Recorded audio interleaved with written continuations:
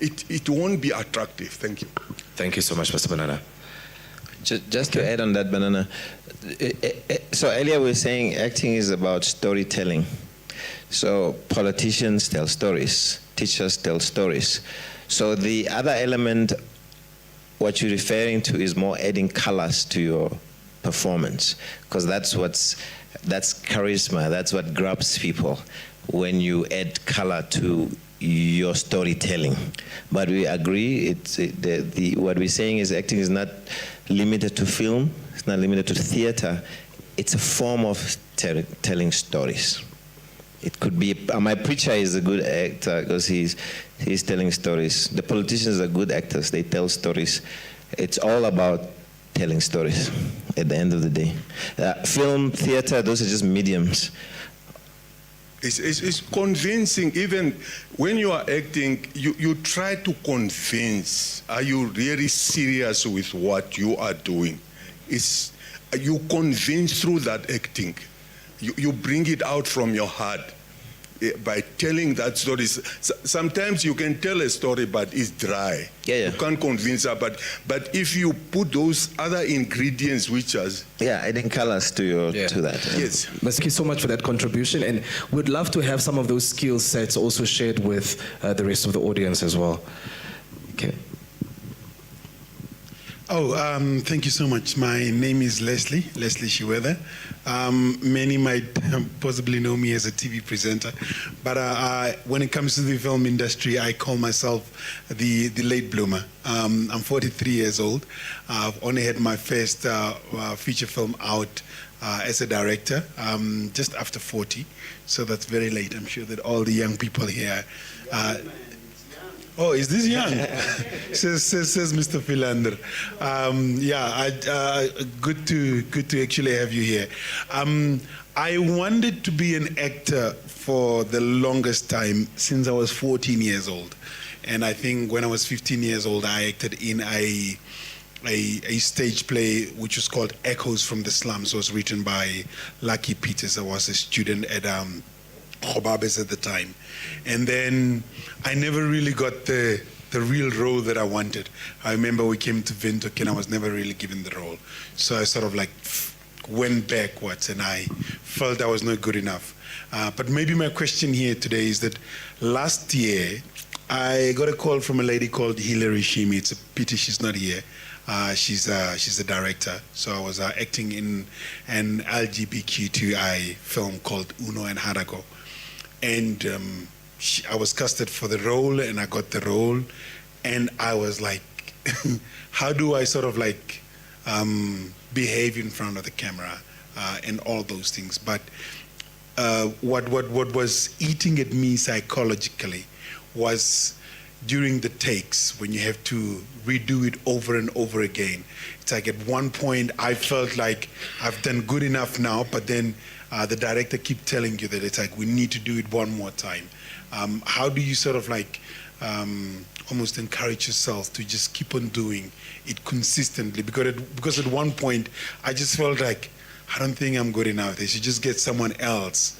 I think that is maybe the psychology that I want to sort of like master to an extent as well. Thank you. Thank you so much for that question. We're going to get one more question before Dalton answers that. Here in the front. Yes, good morning, sir. My name is Cleopas Sandima. I'm from Windhoek. So I have a two-parted question, actually.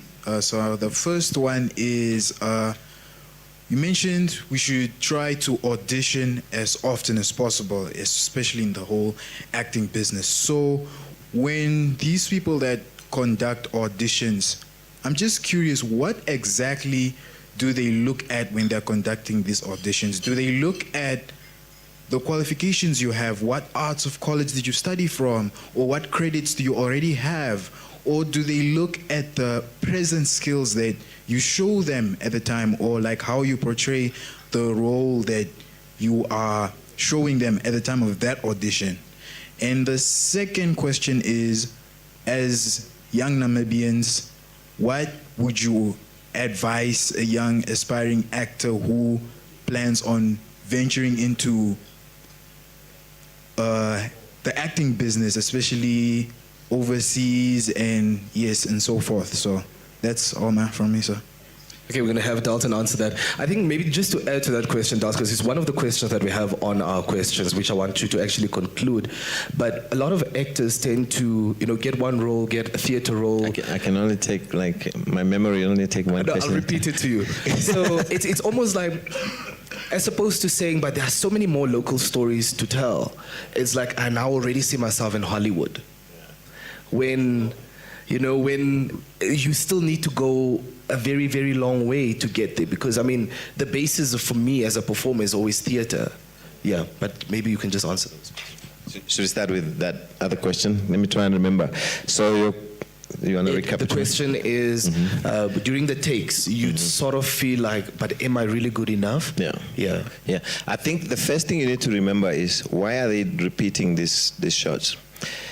Because remember, film is shot in segments, and they need to make sure that whatever they've shot will also fit in the other segment, So the more takes a director has, the more choices they have. So, because you could act the end of the film yesterday, and then you act the middle of the film tomorrow, and you're at different emotional stages, and something is just off because they don't flow. So first of all, you need to remember, it's not about you. It's the medium. They need to have as many takes. So take that burden off you. It's not about you. Is the medium. They need to have as many. The more choices they have, the better, right? So the editor can play around. They can take the best shots for you. It's actually good for you, because now they will take the best shots and put it in there. The other one is, how do you not lose your energy? Boils down to skills. Boils down to knowing technique. Once you know technique, you, in the back of your mind, you know that technique that you're doing. Because if you don't have the technique, you wouldn't know. Because, for example, actioning. If you know that technique, you know your emphasis on specific action words. That's all you're focusing on. So it's all technique. So that's very important to have technique. It's what will carry you throughout your performances, because as much as film is tiring because you do repeat, theater is also tiring, because you will the whole day you guys are rehearsing. You gotta have that energy all the time. But technique. Learn your technique.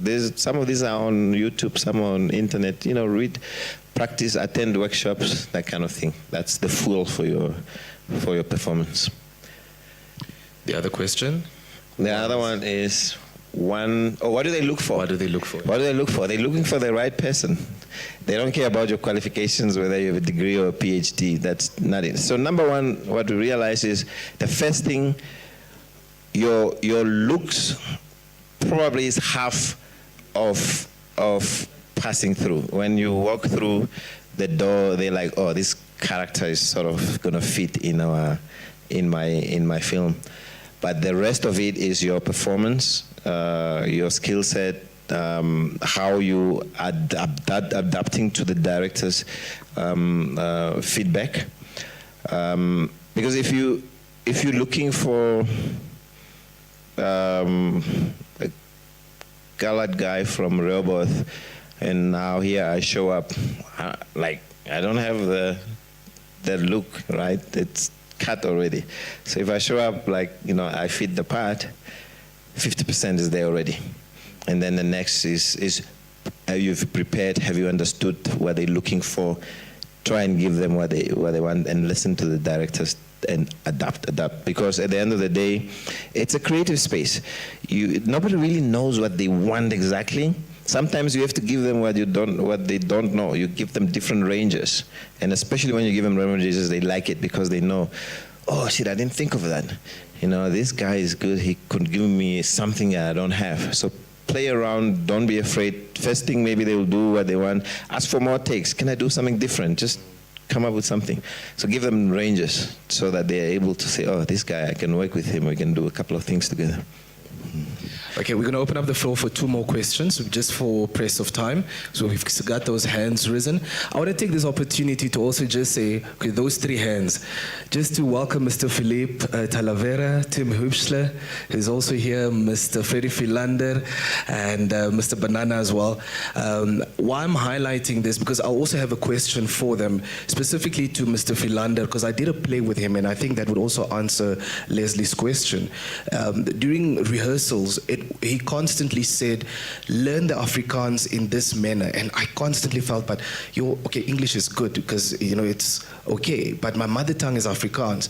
And he made me realize that I need to go back and really speak to my mom the type of Afrikaans that I thought I knew versus the one that's on script versus how do I own this Afrikaans in order to make it mine. Then he said, okay, cool, this is a skill now that you need to go study. So he said, okay, cool, but how are we going to make this character more believable that you're actually in a mental asylum? So he said, okay, cool, what body features would you then now walk as? What would you pretend to be like? So he got us the clothes, he got us the space. So I literally shaved my head, like bald, just to show that I'm in this mental asylum. And that for me was the reason, the way he said, because of that, that's why you won the award. And then I realized that it's deeper than just character on surface, because it's character that you need to internalize. David Njavera always said that you eat the words, you eat the character, and then you become the character. So I hope that also answers Leslie's question. Shall we just have that question there? Good morning. My name is Georgina Lekukela, and I'm an aspiring actress.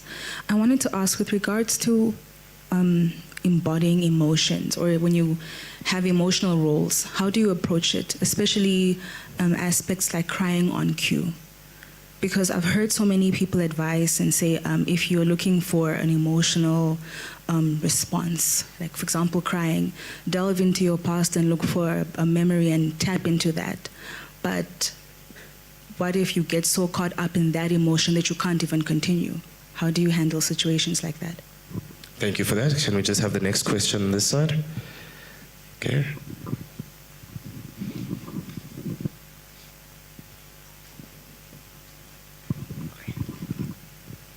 Can Mike just be on standby? 1, 2.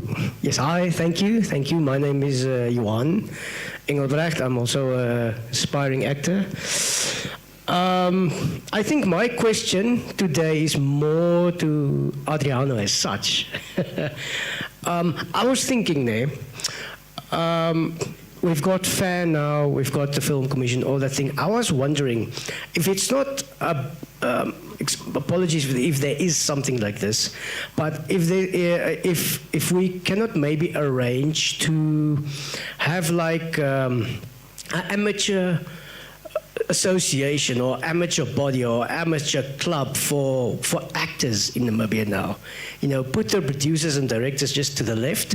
Let's put the talent just now to the right. Because we are, in my humble opinion, I think we're experiencing like a slight boom now, especially with the multi-choice projects. Last year they started, this year they went on again with the Afrikaans projects. I was privileged to be a part of them, for many of them. And I was thinking, because sometimes the truth of it all is that we, as actors, we do have other sources of income in Namibia. Like, I'm a full-time accountant and tax advisor. I have degrees in that and stuff. I've walked out of tax